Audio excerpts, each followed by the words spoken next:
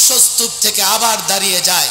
আমি আল্লাহর কসম করে বলি, এই গাজ্জার মাটি থেকে মুসলমানদের আবার উত্থান হবে, তারাই ইহুদিদের নাম নিশানা মুছে দেবে। আমার একবার এক অভিনেত্রী, তার সঙ্গে এক টক শোতে সে আমার বলতেছে, হুজুর আপনি তো ইসলাম প্রতিষ্ঠা করবেন, তো ইসলাম প্রতিষ্ঠা করলে আমাকে সিনেমার কি হোক, আমাকে কি বোরকা পরাই দিবেন? ইসলাম প্রতিষ্ঠা হয়ে গেল, আমরা অভিনয় কেমনে করব? বোরকা পরায় অভিনয় করাবেন? আমি না না না, তোমরা তোমাদেরটা করো। হুজুর এই তো আপনি মডার্ন হুজুর। আমি চাকরি বাঁচানোর জন্য তার হাতে হাত কড়া পড়াইতেছি। একবার হাত কড়া পড়ায় 10 বার মাফও চাইছি। রিমান্ডে 1 ঘন্টা জিজ্ঞাসাবাদ করে এরপর আবার 2 ঘন্টা ধরে বসে বসে মাফও চাইছি। কাশপুর থেকে মদনপুর, এর আগে আসলে ক্ষমতা নেই জায়গা কেনার। এদিকে জায়গা একটু সস্তা হবে, এখানে জায়গা কেনা কয়েক শতাংশ বা কেউ যদি দেয়, এখানে আমি দ্বীনি প্রতিষ্ঠান করার চেষ্টা করব। ঠিক এই রাস্তা দিয়া আমি যেতে যেতে ঠিক কয় কিলো গেছি আমার মনে নেই। আমার একজনে নিয়ে গেলেন, একটা জায়গা দেখাইলেন যে 1 বিঘা জায়গা আছে, এই পরিমাণ দাম, 2 না 3 লাখ টাকা করে দাম চাইছে। জায়গাও পছন্দ হয়েছে। আমার যারা হিতাকাঙ্ক্ষী মুসল্লি তাদের সঙ্গে আলোচনাও করতেছিলাম। হঠাৎ কেন্দ্রীয় জেলখানার পেছনে নদীর ওই পারের ওলামা একরাম আমার সঙ্গে সাক্ষাৎ করে বললেন, হুজুর একটা জায়গা আছে, ওখানে মাদ্রাসা করবেন না? বললাম কতটুকু? হুজুর শুনছি 30 বিঘা আছে। আমরা আলাপ করছি, 2 ব্যবসায়ী জায়গা কিনে রাখছে, যদি আপনি রাজি হন জায়গা আপনারা দিয়ে দিবেন। তাই বললাম কই আমি তো জায়গা কারো কাছে চাইতেছি না, নিজের জন্য। গিয়ে বলো মাদ্রাসার জন্য ওয়াকফ করবে, আমার দিতে হবে, আমি জায়গা দিয়ে কি করব? খবর নিয়ে আসছে মাদ্রাসার জন্য ওয়াকফ করে দেবে। আব্দুল্লাহপুরের 2 জোড়া ব্রিজ পার হইয়া কুচিয়ামোড়া কলেজ গেট থেকে একটু ভেতরের দিকে গেলেই জায়গাটা। আমার তো জায়গা খুব পছন্দ হয়েছে, মনে হয় যে রিসোর্টের মতো। এরপরে আসলে আর এদিকে ওদিকে জায়গা খোঁজা বন্ধ হয়ে গেছে। দ্বীনি প্রতিষ্ঠান, আমার প্রথম কথা হচ্ছে এই আলেম খতিব ইমাম ঐক্য পরিষদের কাছে যেভাবে এখানে আবাদ হচ্ছে, প্রথম কাজ আপনাদের প্রতিষ্ঠান করা। এখনো আমি মনে করি এলাকার যে কারো কাছে চাইলে ভাই 2% 3% জায়গা দেন, দিবে। সোনারগাঁয়ের এই লোকগুলা রাজার পরিবারের লোকজন, যদি বলে যে না আমরা তো কুমিল্লা থেকে আসছি, তো আরো বড় বিষয়। কুমিল্লার লোকজন যথেষ্ট সম্পদশালী। যদি বলে যে না নারায়ণগঞ্জ থেকে আসছি, নারায়ণগঞ্জ বন্দর নগরী, নারায়ণগঞ্জ বন্দর নগরী, শিল্প নগরী। আমার মনে হয় আমি ওলামাদের কাছে হাতে ধরে পায়ে ধরে বলি, প্রাইভেট প্রতিষ্ঠান করেন প্রয়োজনে, কিন্তু অন্তত প্রত্যেক মহল্লায় মহল্লায় মসজিদ ভিত্তিক মক্তবের পাশাপাশি স্থায়ী জায়গায় মাদ্রাসা। আল্লাহ তাআলা হযরতের হায়াতে আজিমুস শান বরকত দান করুক, সবাই বলি আমিন। দ্বীনের জান্নাত, কোরআনের আইন এই দেশে, এই গ্রামে, প্রত্যেকটি গ্রামে আল্লামা মুফতি আমিন রহমাতুল্লাহি আলাইহির স্বপ্ন ছিল ৬৮,০০০ গ্রামে, ৬৮,০০০ মক্তব থেকে, ৬৮,০০০ গ্রাম থেকে কোরআনের সুর বেঁচে আসবে। প্রতি ঘরে ইসলাম জিন্দা হবে, প্রতিটি ঘর থেকে শাহজালাল ইয়ামিনী রহমাতুল্লাহি আলাইহির সুযোগ্য উত্তরসূরি পয়দা হবে। সেই স্বপ্ন নিয়ে যিনি আজ সারা দেশে ঘুরে বেড়াচ্ছেন, তিনি হলেন আল্লামা সাখাওয়াত হোসাইন রাজি দামাত বরকাতুহুল আলিয়া।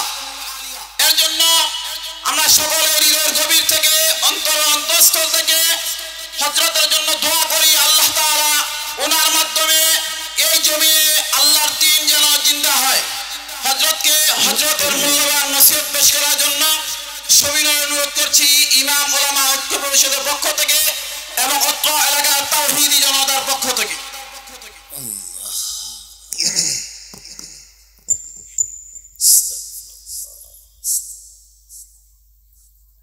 الحمد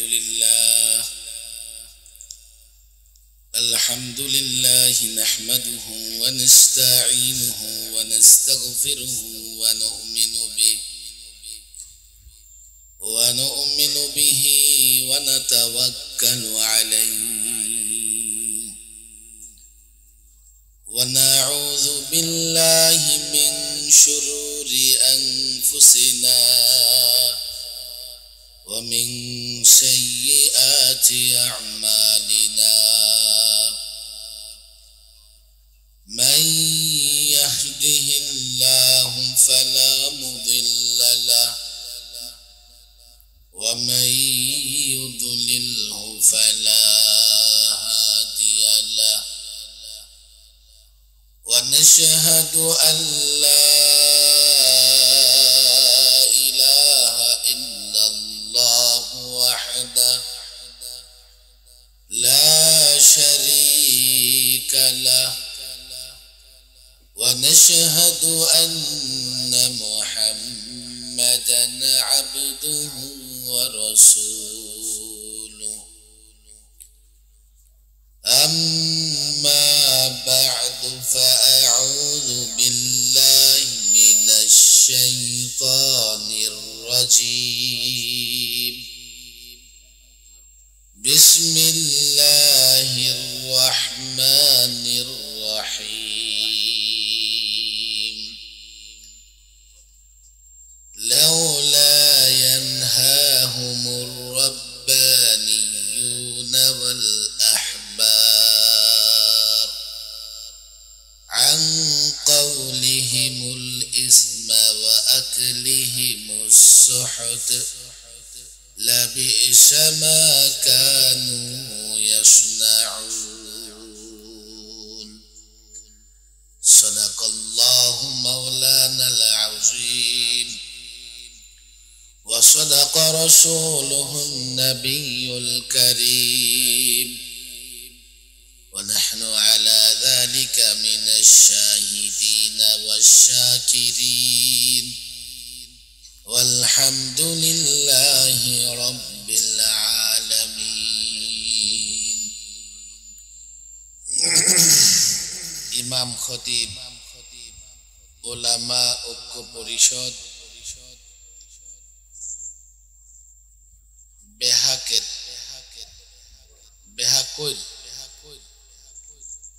বেহাকৈর কাঁচপুরের উদ্যোগে আয়োজিত আজকের এই তাফসিরুল কোরআন মাহফিলের মোহতারাম সভাপতি ইমাম খতিব উলামা ঐক্য পরিষদ বেহাকৈরের সভাপতি হাফেজ কারি মাওলানা আখতারুজ্জামান সাহেব, ইতিমধ্যে আজকের মাহফিলের অন্যতম একজন আলোচক মুফতি সিবগাতুল্লাহ নূর, সিনিয়র মুহাদ্দিস জামিয়া হুসাইনিয়া, জামিয়া ইউনুসিয়া বিবারিয়া, উনিও চলে এসেছেন। অল্প সময়ের মধ্যেই আপনাদের সামনে উপস্থিত হবেন এবং প্রধান মেহমান মাওলানা জুনায়েদ আল হাবিব সাহেব, উনিও এখানেই দাউদকান্দি থেকে প্রোগ্রাম করে আসতেছেন। অল্প কিছুক্ষণের মধ্যে চলে আসবেন। আমি অনুরোধ করব অন্তত মাইকের আওয়াজ যত দূর যায়, এলাকার যুবক বৃদ্ধ নির্বিশেষে সকল মুসলমানদের কাছে আমার অনুরোধ, যেহেতু ইমাম খতিব ওলামায়ে কেরাম এই প্রোগ্রামের আয়োজন করেছে, এই মাহফিলকে সাধারণ মাহফিল মনে করে ঘরে বসে থাকবেন না। এই যে ইমাম এবং খতিব সাহেবরা মাহফিল আয়োজন করেছে, ওনারা প্রত্যেক সপ্তাহে আপনাদের বয়ান করে শোনান, যথেষ্ট বয়ান পারেন। এখানে যদি এক একজন খতিব, এক একজন ইমাম সাহেব আলোচনা শুরু করেন, 2-4 মাস পর্যন্ত চলবে। ওনারা যখন কোনো আয়োজন করেন, নিঃসন্দেহে এই আয়োজনের গুরুত্ব অত্যন্ত বেশি। এই জন্যে আমি অনুরোধ করব, কতক্ষণ আর মাহফিল চলবে? এখনো যদি না আসি, এখনো যদি উপস্থিত না হই, তা আমরা বয়ান কিভাবে শুনব? এই জন্য আমার অনুরোধ থাকবে, যত দূর মাইকের আওয়াজ যায়, একজন যুবক, একজন মুসল্লি, কতগুলো মসজিদ আছে এই দেখা করে? 16টা মসজিদ। একটা মসজিদে 100 জন মুসল্লি আছে না নাই? তাহলে কমপক্ষে 1600 মুসল্লি তো আছে ইমাম সাহেবদের। এই জন্য আমি অন্তত মুসল্লি ভাইদের বলবো, আসেন, দ্রুত চলে আসেন। এখন প্রোগ্রামের মৌসুম না, আপনাদের হয়তো কষ্ট হবে, গরম লাগতেছে। আসলে মৌসুমে ওলামাদের একত্রিত করে প্রোগ্রাম করাও যায় না। আজকে যে সমস্ত ওলামা ইকরাম এখানে আসতেছেন, ওনারা এখনই বিজি, দেখেন 2-3টা করে প্রোগ্রাম। যদি শীতের মৌসুম আসে তো কোথায় খুঁজে পাবেন? হয় ঘুমে, না হয় মাহফিল, অন্য কোথাও তালাশ করেও পাবেন। এই জন্য এই এলাকায় এত বড় আয়োজন হচ্ছে, যদি আমরা না আসি আল্লাহ পাকের শুকরিয়া আদায় করা হবে না। আল্লাহ আমাদের যাদেরকে আসার তৌফিক দিয়েছেন, সকলেই অন্তর থেকে কালিমাতে শুকর উচ্চারণ করি, বলি আলহামদুলিল্লাহ, আল্লাহু আকবার। আওয়াজ করে, চিৎকার করে, তাকবীর ধ্বনি জোরে হয় না আসতে হয়? যতদূর যায় শয়তান থাকতে পারে, শায়াতিন মিনাল জিন্নি ওয়াল ইনস। শুধু শয়তানের চেলা চামুন্ডা, শুধু শয়তানের চেলা চামুন্ডা নয়, মানুষের চেলা চামুন্ডার মধ্য থেকেও শয়তান আছে। সব শয়তান দূর হয়ে যাবে তাকবীর ঠিক মতো দিতে পারে। আল্লাহু আকবার।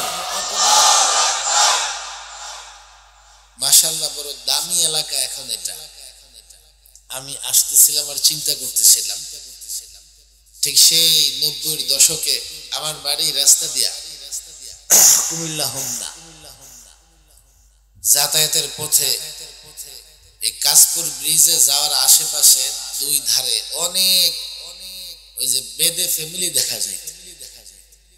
আমি বললাম যে আমি তো এখন অনেক দেখছি, মনে আছে? হুজুর এখনো আছে নাকি? তাই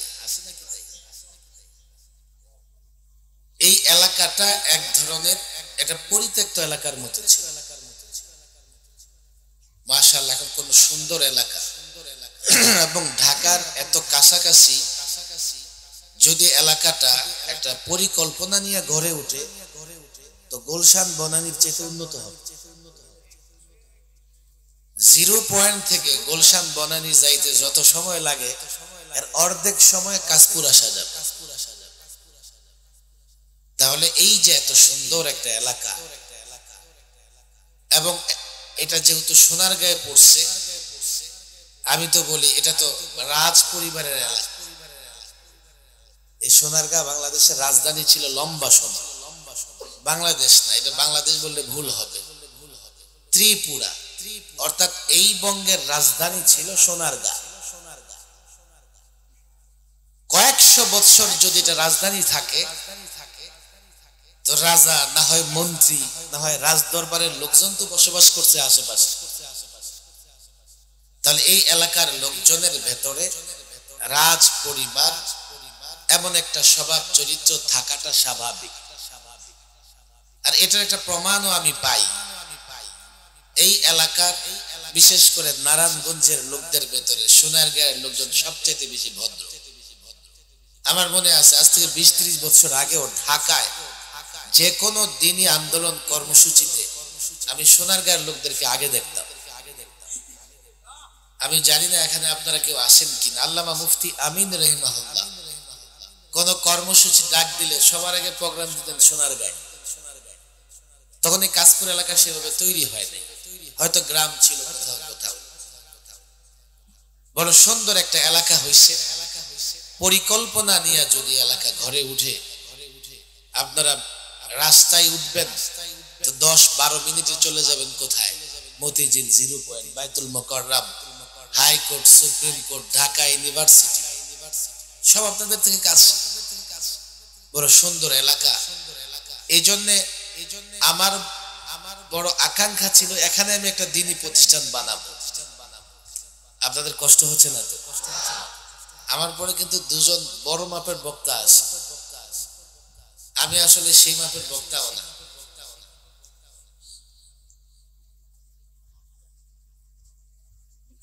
আমি একজন শিক্ষক, ছাত্র পড়াতে ভাল লাগে, দ্বীনি মাদ্রাসা কোথাও দেখলে ভাল লাগে, দ্বীনি মাদ্রাসা করতে ভালো লাগে।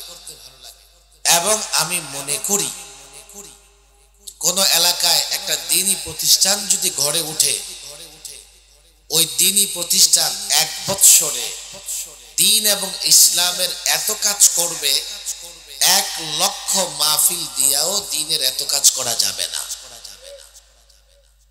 ওলামা একরাম এখানে আসেন, আমি একটা উদাহরণ দেই। এইভাবে 10 বছর যদি ওয়াজ শুনেন আপনারা, সূরা ফাতিহা শুদ্ধ হয়ে যাবে। হবে না?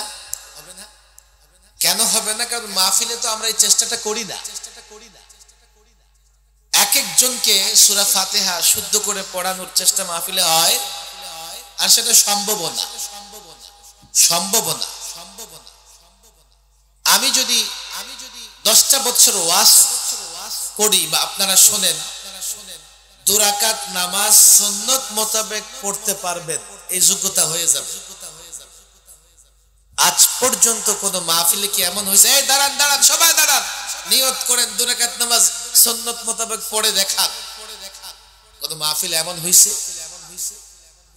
এবার আপনি আসেন, মাদ্রাসা দ্বীনি প্রতিষ্ঠান হয়েছে, ওস্তাদের সামনে ছাত্র হাঁটু গেড়ে 2 দিন 3 দিন 1 সপ্তাহ বসছে, এরপরে দেখবেন সূরা ফাতিহা ওই কাবা শরীফের ইমাম সুদাইসির মতো তেলাওয়াত করতেছে। দ্বীনি প্রতিষ্ঠানগুলো কত গুরুত্বপূর্ণ! বলে হুজুর মাহফিল কি গুরুত্বপূর্ণ না? আরে মাহফিল গুরুত্বপূর্ণ না হলে দ্বীনি প্রতিষ্ঠান যে গুরুত্বপূর্ণ এটা শুনতেছেন তো মাহফিল থেকে। মাহফিলেরও গুরুত্ব আছে, কিন্তু 1 লক্ষ মাহফিলও একটা দ্বীনি প্রতিষ্ঠান যদি 1 বছর পরিচালিত হবে, তার সমান গুরুত্ব বহন করতে পারবে না। এই জন্য আমি নিজেকে মুদাররিস, শিক্ষক পরিচয় দিতে পছন্দ করি। আমি নিজেকে একজন মাদ্রাসা প্রেমী, মসজিদ প্রেমী, এই পরিচয়টা আমার কাছে পছন্দ। বিশেষ করে আমি যখন 1 বছর আগে সরকারি মেহমানখানা থেকে মুক্ত হই, আমি তো লম্বা সময় সরকারি মেহমান ছিলাম। এই যে দেখেন না পোস্টারে লেখা আছে, কারা নির্যাতিত মজলুম আলম। কতটা মজলুম আল্লাহ ভালো জানে, তবে নির্যাতন সহ্য করতে হয়েছে, নির্যাতন সহ্য করতে হয়েছে। আমি আমার বাড়ি, জায়গা, সম্পত্তি, ব্যক্তিগত, এমনকি মাদ্রাসা মসজিদ হারাইছি। সরকারি মেহমানখানা থেকে মুক্ত হয়ে চিন্তা করতেছিলাম, আমি তো শিক্ষক মানুষ, আমার একটা প্রতিষ্ঠান লাগবে। তো সবাই বললেন যে জায়গা দেখেন, আমরা কি করব? সহযোগিতা করব। পছন্দ কোথায়? আর যদি এমন হয় যে কেউ 2-4-5 বিঘা জায়গা দিতেছে, আমি নিজে সহযোগিতার জন্য শরীক থাকবো ইনশাআল্লাহ। এরপরেও কাশপুরে একটা বড় দ্বীনি প্রতিষ্ঠান দরকার। তবে ওই পাশে কিছু প্রতিষ্ঠান আছে, আমি জানি না এই পাশে বড় কোনো প্রতিষ্ঠান আছে কিনা। সোনারগাঁয়ে কিছু প্রতিষ্ঠান আছে।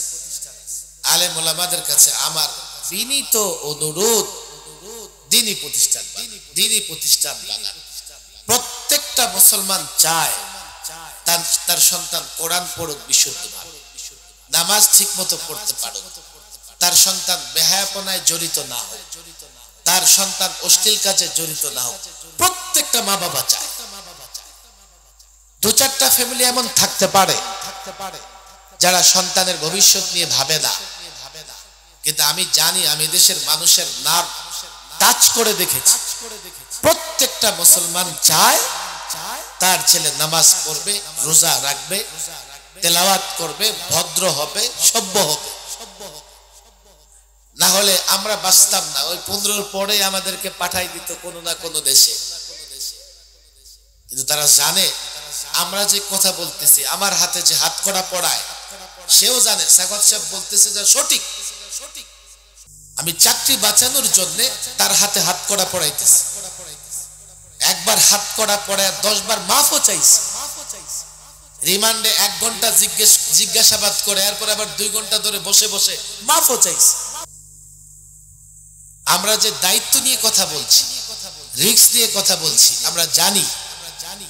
হ্যাঁ, আমাদের নামে নানা রকমের উল্টাপাল্টা ছড়ানো হয়, নানা দরদে। কখনো জঙ্গিবাদের সঙ্গে মিলানো হয়, কখনো সন্ত্রাসবাদের সঙ্গে মিলানো হয়, কখনো আমাদেরকে বলে শান্তি শৃঙ্খলা আমরা নাকি বিঘ্ন ঘটাই। নানা রকমের অভিযোগ আমাদের বিরুদ্ধে আনে। যারা অভিযোগ আনে তারাও জানে। আমি একথা বলছি না যে ওলামায়ে কেরাম নিষ্পাপ। নিষ্পাপ তো নবী রাসূলগণ।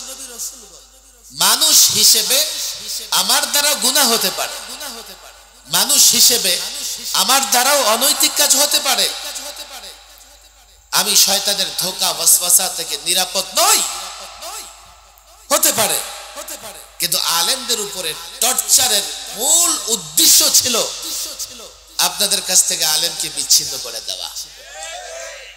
কেন? সাধারণ জনগণ থেকে যদি আলেমকে বিচ্ছিন্ন করা হয়, কোরআন ঠিক মতো পড়তে পারে না, তরজমা তাফসীর কোত্থেকে জানবে? হাদিস কি জিনিস বুঝে না, কি করে দ্বীনের উপর আমল করবে? যদি আলেম থেকে সাধারণ মানুষ বিচ্ছিন্ন হয়ে যায়, ঈমান হেফাজত করতে পারবে না। আর এই ষড়যন্ত্র তো নতুন না, চলছে শুরু থেকে ষড়যন্ত্র চলছে। তাফসীরের কিতাবে এমন এক ঘটনা আসছে, এই যে আমাদের এখানে অনেক যুবকরা আছে, আলেমদের খুব পছন্দ করে।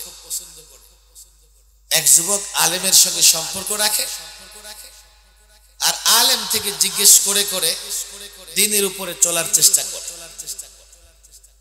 ইবলিস বলে খাইছে আমারে। এই যুবকরে মাদ্রাসায় পড়তে দেই নাই, এই যুবকরে দ্বীন শিখতে দেয় নাই। এখন ওই মৌলবীর পিছনে পড়ছে, জিজ্ঞেস করে করে দ্বীনের উপর চলতেছে। থামাও রে, এই সম্পর্ক ছিন্ন করে দে। মিটিং এ শয়তানদের মিটিং এ আলোচনা করতেছে, যাও তোমাদের কয়েকজনকে দায়িত্ব দিলাম, ওই মৌলবী সাহেব থেকে যুবকের সম্পর্ক ছিন্ন করে দাও। ওরা গেছে, বহু চেষ্টা করছে, মগর সম্পর্ক ছিন্ন হয় না। কেন? যুবক আলেমকে ভালোবাসে আল্লাহর জন্য, আর আলেম ও যুবকের সঙ্গে সম্পর্ক রাখে আল্লাহর জন্য। এমন সম্পর্ক যদি হয়, সেই সম্পর্ক নষ্ট করা যায় না, ছিন্ন করা যায় না। ইবলিস ওদেরকে তিরস্কার ভৎসনা করে দায়িত্ব নিজেই নিছে যে আমি এই যুবক আলেমের মধ্যে সম্পর্ক ছিন্ন করে দেব, থামো তোমরা, আমি যাই। এবার গিয়া যুবকরা ওয়াসওয়াসা দিতেছে, কুমন্ত্রণা দিতেছে, আরে যুবক, এই মৌলবী সাহেব এটা সেটা বলে তো তোমার মাথা নষ্ট করতেছে। কি বলে মৌলবী সাহেব? আল্লাহ সব করে, এই জন্য আল্লাহর গোলামি করা লাগবে, নামাজ পড়া লাগবে, এই করা লাগবে, সেই করা লাগবে, সব তোমাকে নষ্ট করতেছে। তোমার আল্লাহ সব পারে? যুবক হ্যাঁ পারে। আচ্ছা তাহলে বলো দেখি, তোমার আল্লাহ একটা আন্ডা, একটা ডিমের ভেতরে গোটা পৃথিবী ঢুকাই দিতে পারবে কি? প্রশ্ন কত জটিল দেখেন। একটা ডিমের ভেতরে তোমার আল্লাহ গোটা পৃথিবী ঢুকাইয়া দিতে পারবে কি? যুবক চিন্তায় পড়ে গেছে, গোটা পৃথিবী, বাংলাদেশটাই তো ডিমের ভেতরে ঢুকবে না। আরে বাংলাদেশ, নারায়ণগঞ্জ জেলাটা ঢুকানো যাবে না, নারায়ণগঞ্জ জেলাকে, সোনারগাঁ থানাটাও ঢুকবে না। থানা তো দূরের কথা, কাশপুরটা ডিমের ভেতরে ঢুকানো যাবে না। কাশপুর তো দূরের কথা, এই মাঠ ঢুকবে না, মাঠে একটা মানুষ ঢুকানো যাবে না, একটা হাত মুষ্টিও ডিমের ভেতরে ঢুকবে না। তাহলে আল্লাহ গোটা পৃথিবীকে কি করে ডিমের ভেতরে ঢুকাবেন? আল্লাহর শক্তিমত্তার দিকে তার দৃষ্টি না গিয়ে তার দৃষ্টি চলে গেছে ডিমের দিকে। এটা কি করে সম্ভব? ইবলিস কয় কাজ হয়ে গেছে। আল্লাহর শক্তি সম্পর্কে তোমার মনে সন্দেহ সৃষ্টি হয়ে গেছে, আর আল্লাহর কুদরত, আল্লাহর শক্তি সম্পর্কে সন্দেহ তৈরি হলে ঈমান থাকে। যাও যাও, এবার গেছে আলেমের কাছে, এই মৌলভী সাহেব শুধু শুধু যুবকদের মাথা নষ্ট করতেছে। একটা বড় অভিযোগ আমার বিরুদ্ধে ছিল কি জানেন? আমি বলে যুবকদের মগজ ধুলাই করি। আল্লাহ জানে ওরা এই কথা কোত্থেকে পাইছে। নিঃসন্দেহে আমার মতো কোন মৌলবী হয়তো ভাই এটা দিছে, সাগত সাহেবের ধরেন, ওই তো যুবকদের মাথা মগজ ধুলাই করে। তাহলে 15 থেকে তো আমি নিষিদ্ধ হওয়ার কথা না, আমি তো শিক্ষক। মাঠে ময়দানে যা প্রোগ্রাম করি, দাওয়াত ও তাবলীগের বয়ান করি, আমি নাকি যুবকদের মাথা মগজ ধুলাই করি। আমি অবাক হয়েছি, ওদের মুখে শব্দ শুনে তোমরা এই শব্দ করতে গো, সাধারণ মানুষ। আল্লাহ মাফ করুন, এই মৌলভী সাহেব যুবকদের মাথা মগজ ধুলাই করতেছে। এসব উল্টাপাল্টা কি বলো? সব আল্লাহ করে, আল্লাহ সব পারে, আল্লাহর গোলামি করতে হবে। এই জন্য তোমার আল্লাহ কি ডিমের ভেতরে গোটা পৃথিবী ঢুকাইতে পারবে? যখনই বলছে তোমার আল্লাহ, মৌলভী সাহেব বুঝে গেছে এটা মিস্টার ইবলিস। আল্লাহ তোমার, আল্লাহ আমার একা এমন তো না, আমাদের সবার আল্লাহ। অনেক যুবক আছে আমাদেরকে বলে, হুজুর আপনার ইসলামে কি এটা আছে? আরে খুব পোড়া কপাল যুবক, ইসলাম কি আমার বাবার সম্পত্তি? ইসলামে আমার যতটা অধিকার আছে তোমারও ততটা আছে। আমার ইসলামে আছে কিনা এই শয়তান সুস্থ মস্তিষ্কের যুবক এই প্রশ্ন করতে পারে না, শয়তান শিখায়া দেয়। এখন আলেম মাথা নাড়ছে, হ্যাঁ পারবে। ইবলিস এখন নিজে মাথায় হাত দিয়ে কয়, দেখো মৌলবীর মাথা নষ্ট হয়ে গেছে, ডিমের ভেতর বলে গোটা পৃথিবী ঢুক। এমন একদল মানুষ আছে আমাদের কথা না বুঝবার কারণে আমাদের পিছনে লেগে থাকে। মুফতি আমিন রাহিমাহুল্লাহ এক ঘটনা বলতে নেবত, এক ব্যক্তির কাছে আলেম ওলামা পছন্দ না, সে গেছে মাদ্রাসায়। মাদ্রাসায় গিয়া দেখে হাউজের পারে বসে একজন ছাত্র উজু করতেছে। তার তো মাথা গরম হয়ে গেছে, এই মৌলবী হাউজের পারে কি করো? কি করি দেখতেছেন না? উজু করি। হ্যাঁ উজু তো করবাই, কাম কি আছে? মোল্লার দৌড়, মসজিদ মসজিদ উজু করো, যাও মসজিদে যাও। আচ্ছা বলো দেখি হাউজে কয় বালতি পানি আছে? বলেন দেখি কে কার বাড়ির হাউজে কয় বালতি পানি আছে গুনছে? কে বলতে পারবে কার পুকুরে কয় বালতি পানি আছে? প্রশ্ন করে মৌলভী সাহেবকে ঠেকায়া দিবে, এটাই তার উদ্দেশ্য। আমি একটা সময় 12, 13, 14-তে টেলিভিশনে খুব প্রোগ্রাম করতাম, টেলিভিশন টক শো, নানান প্রতিযোগিতায়। আমার একবার এক অভিনেত্রী, তার সঙ্গে এক টক শোতে সে আমার বলতেছে, হুজুর আপনি তো ইসলাম প্রতিষ্ঠা করবেন, ইসলাম প্রতিষ্ঠা করলে আমাকে সিনেমার কি হোক, আমাকে কি বোরকা পরাই দিবেন? ইসলাম প্রতিষ্ঠা হয়ে গেল, আমরা অভিনয় কেমনে করব? বোরকা পরায় অভিনয় করাবেন? আমি কি না না না, তোমরা তোমাদেরটা করো। হুজুর এই তো আপনি মডার্ন হুজুর। আমি বললাম বাকিটাও শোনো। আমরা ইসলাম প্রতিষ্ঠা করে যুবকদের বুঝাই দিব, এসব নাটক সিনেমা যুবকদের চরিত্র ধ্বংস করবে। যুবকরা সিনেমা হলে যাও বন্ধ করে দিবে, সিনেমা হলের মালিকরা দেখবে ইনকাম নাই, সিনেমা হল বন্ধ করে দিবে। সিনেমা হল বন্ধ করে দিলে প্রযোজকরা দেখবে টাকা আসে না, তোমাদের টাকা কমাইয়া দিবে, তখন তোমরা বাধ্য হইয়া গার্মেন্টসের চাকরি নিয়ে নিবে। এমনি সিনেমা বন্ধ হয়ে যায়, আমাদের বন্ধ করতে হবে। আমরা জোর করে কিচ্ছু করব না, আর আর জোর করে তো ইসলাম প্রচারও করা যায় না, ইসলাম প্রতিষ্ঠাও করা যায় না। এবং মনে রাখবেন, জোর করে ইসলাম মুছে দেওয়া যায় না। আজকে ইসরায়েল মনে করতেছে যে এক ধাঁচা শেষ।